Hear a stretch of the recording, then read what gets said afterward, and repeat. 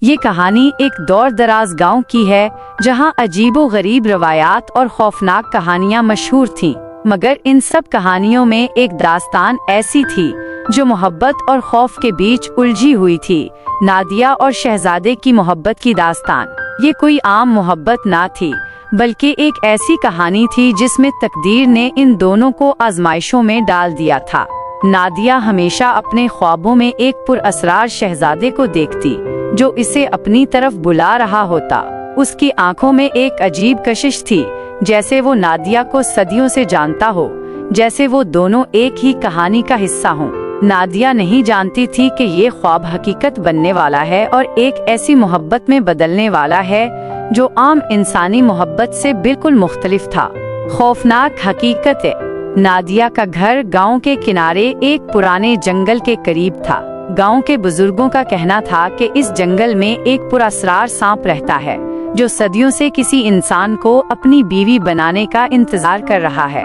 ایک دن نادیہ اپنی ماں کے ساتھ کنویں سے پانی بھرنے جا رہی تھی کہ اچانک اس کے پاؤں میں کچھ سرسراہٹ محسوس ہوئی۔ جیسے ہی اس نے نیچے دیکھا، ایک بڑا کالا ناگ اس کے پیروں کے گرد لپٹا ہوا تھا۔ وہ چیخنے ہی والی تھی کہ سانپ نے اپنی آنکھوں سے ایسا جادو کیا کہ وہ بالکل ساکت ہو گئی۔ اس دن کے بعد نادیہ کو ہر رات خواب میں وہی سانپ دکھائی دینے لگا، مگر خواب میں وہ ایک خوبصورت شہزادے میں بدل جاتا تھا۔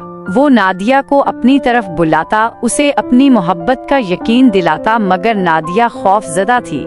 نادیہ کے والدین نے بہت دعائیں کیں اور عاملوں سے مدد لی، مگر کچھ کام نہ آیا۔ جیسے جیسے دن گزرتے گئے، نادیہ کے خواب مزید خوفناک ہوتے گئے۔ طوفانی رات میں جب گاؤں کے سب لوگ اپنے گھروں میں چھپے ہوئے تھے، نادیہ کے کمرے میں وہی بڑا کالا ناگ ظاہر ہوا۔ لیکن اس بار جیسے ہی نادیہ نے آنکھیں بند کیں، اس کے سامنے وہی خواب والا شہزادہ کھڑا تھا۔ اس نے کہا، میں تمہارا شوہر ہوں اور تم میرے بچے کی ماں بننے والی ہو۔ اگر تم مجھ سے شادی نہیں کرو گی تو تمہیں اور تمہارے گاؤں کو برباد کر دوں گا۔ نادیہ کے پاس کوئی راستہ نہیں تھا۔ گاؤں کے بزرگوں نے فیصلہ کیا کہ نادیہ اور سانپ کی شادی کر دی جائے تاکہ بدرو کی لعنت سے بچا جا سکے۔ شادی کی تقریب میں پورا گاؤں اکٹھا ہوا، مگر سب خوفزدہ تھے۔ سانپ کو ایک مخصوص تھال میں رکھا گیا اور نادیہ کو مجبوراً اس کے ساتھ سندور اور مالا پہنانی پڑی۔ جیسے ہی شادی مکمل ہوئی، اچانک ایک زوردار دھماکہ ہوا اور سانپ کی جگہ وہی شہزادہ نمودار ہو گیا۔ اب میرا جادو ٹوٹ گیا ہے اور تم ہمیشہ کے لیے میری ہو۔ رات کے وقت نادیہ اپنے عروسی کمرے میں داخل ہوئی۔ مدھم روشنی میں ہر چیز سحر انگیز لگ رہی تھی۔ بستر پر سرخ اور سنہری ریشمی چادر بچھی تھی جس پر گلاب کی پتیاں بکھری ہوئی تھی۔ نادیہ نے ابھی تک اپنا عروسی لہنگا نہیں بدلا، مگر بھاری زیورات اب ہلکے محسوس ہو رہے تھے۔ اس کے چوڑیوں بھرے ہاتھ آہستہ آہستہ دروازے کے پردے کو تھامے ہوئے تھے۔ کھڑکی سے باہر طوفان تیز ہو چکا تھا، بجلی چمک رہی تھی اور بادل گرج رہے تھے۔ اچانک وہ دیکھتی ہے کہ شہزادہ پہلے سے ہی وہاں موجود ہے اور نرمی سے مسکرا کر اسے دیکھ رہا ہے۔ شہزادہ آہستہ آہستہ قریب آیا اور نرمی سے اس کا ہاتھ تھام کر بولا، اب میں ہمیشہ کے لیے تمہارا ہوں۔ اس خوفناک تقدیر کو محبت میں بدلنے کا وقت آ گیا ہے۔ نادیہ کی آنکھوں میں نمی آ گئی۔ وہ توجہ سے سنتی رہی اور شہزادے کے الفاظ اس کے دل میں اترتے چلے گئے۔ اس کا دوپٹہ اب مزید نیچے سرک چکا تھا اور اس کی خوبصورت بندیاں مدھم روشنی میں چمک رہی تھی۔ محبت کا جنم۔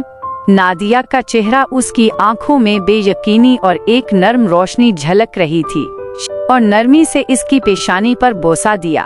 نادیہ کی سانسیں تیز ہونے لگیں، مگر اب خوف کی جگہ ایک عجب سکون محسوس ہونے لگا۔ اس کی نظریں نیچی ہو گئیں، مگر اس کے لبوں پر ہلکی سی مسکراہٹ آ گئی۔ یہ محبت کی جیت تھی۔ خوف ہار چکا تھا اور ایک نئی زندگی کا آغاز ہونے والا تھا۔ صبح جب سورج کی پہلی کرن کھڑکی سے اندر آئی، نادیہ نے شہزادے کو اپنے قریب سوتے پایا۔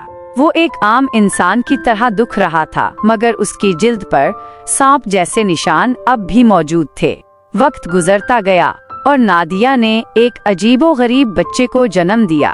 کچھ لوگ کہتے ہیں کہ وہ بچہ غیر معمولی طاقتوں والا تھا، جبکہ کچھ کہتے ہیں کہ وہ دوبارہ سانپ میں بدل گیا اور جنگل میں غائب ہو گیا۔ گاؤں والوں کے لیے یہ کہانی ایک خوفناک حقیقت بن چکی تھی اور